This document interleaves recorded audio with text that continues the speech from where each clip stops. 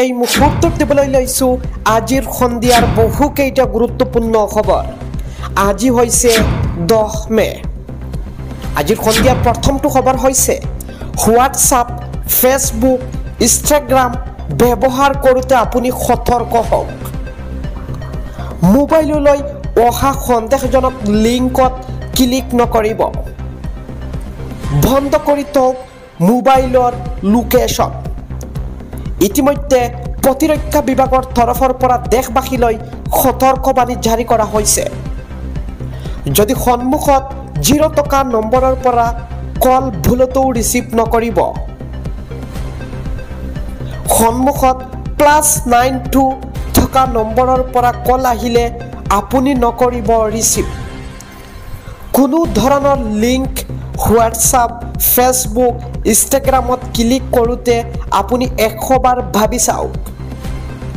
পাকিস্তানে এইবাৰ এটেক কৰাৰ নতুন পৰিকল্পনা। সামৰিক শক্তিৰে নোৱাৰি এইবাৰ নিলজ্জ পাকিস্তানৰ নতুন পৰিকল্পনা। আজিৰ সন্ধিয়াৰ পৰৱৰ্তী খবৰটো হৈছে এই মুহূৰ্তত জনাই আছো ডিচেম্বৰত মুকলি হ'ব গুৱাহাটী উত্তৰ গুৱাহাটী সংযোগী দলং। মুখ্যমন্ত্ৰী হিমন্ত বিশ্ব শৰ্মাৰ ঘোষণা। অহা ডিচেম্বৰ মাহতে উত্তৰ গুৱাহাটী এইখন দলং মুকলি হ'ব।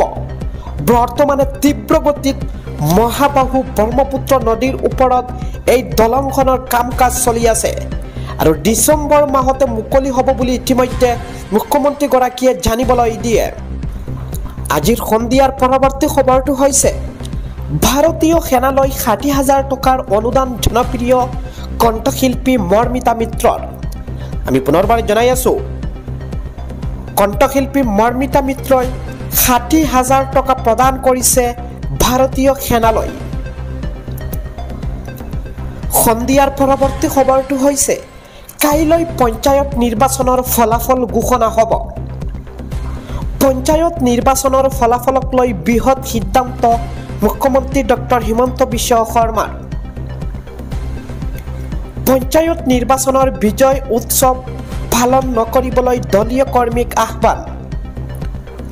পঞ্চায়ত নিৰ্বাচনৰ ফলাফল ঘোষণাৰ স্থানলৈ মন্ত্ৰী বিধায়ক নাযাবলৈ আহ্বান কৰিছে।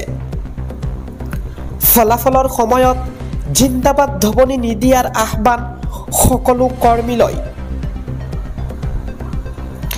বিজয় উৎসৱ পালন কৰি শোভাযাত্ৰা ৰেলী নকৰিবলৈ আহ্বান।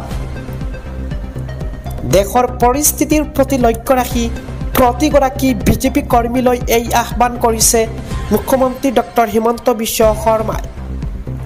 আন দলে কি কৰে সেয়া গুৰুত্ব নিদি প্ৰতিগৰাকী কৰ্মীক এই আহ্বান মানিবলৈ মুখ্যমন্ত্ৰীৰ মন্তব্য। যিসমূহ অঞ্চলত বিজেপিয়ে বিজয় সাব্যস্ত কৰে সেইসমূহ অঞ্চলৰ বাবে এই বিশেষ আহ্বান কৰিছে। সন্ধিয়াৰ পৰৱৰ্তী খবৰটো হৈছে এই মুহূৰ্তত জনাই আছো এটা বিগ নিউজ। সমগ্ৰ পাকিস্তানত নাটনি হৈছে ইন্ধনৰ। আমি পুনৰবাৰ জনাই আছো সমগ্ৰ পাকিস্তানত নাটনি হৈ পৰিছে ইন্ধন। এই মুহূৰ্তত পাকিস্তানৰ অভাৱ হৈ পৰিছে পেট্ৰল ডিজেলৰ। ইন্ধনৰ নাটনিৰ পিছতে সমগ্ৰ পাকিস্তানত লাগিছে হাহাকাৰময় পৰিস্থিতি। আনক আক্ৰমণ কৰা পাকিস্তান পৰিছে ভয়ংকৰ বিপদত। পাকিস্তানৰ ইছলামাবাদত বন্ধ হৈ পৰিছে সকলো পেট্ৰল পাম্প। সাধাৰণ জনতাৰ বাবে ব্যাহত হৈ পৰিছে যাতায়াত। ৰাতিপুৱা 6 বজাৰ পৰা বন্ধ কৰি দিয়া হৈছে পেট্ৰল পাম্পসমূহ। ইছলামাবাদৰ উপৰিও কেইবাখনো মুখ্য চহৰত নাটনি হৈছে ইন্ধন। 48 ঘণ্টাৰ বাবে বন্ধ কৰি দিয়া হৈছে পেট্ৰল পাম্পসমূহ। সন্ধিয়াৰ পৰৱৰ্তী খবৰটো হৈছে সুধাকণ্ঠ ডক্টৰ ভূপেন হাজৰিকাৰ নামেৰে নামকৰণ কৰা হ'ব ডিব্ৰুগড় বিমানবন্দৰ। সন্ধিয়াৰ পৰৱৰ্তী খবৰটো হৈছে চাহ বাগিচাৰ কৰ্মচাৰীলৈ উপহাৰ অসম চৰকাৰৰ।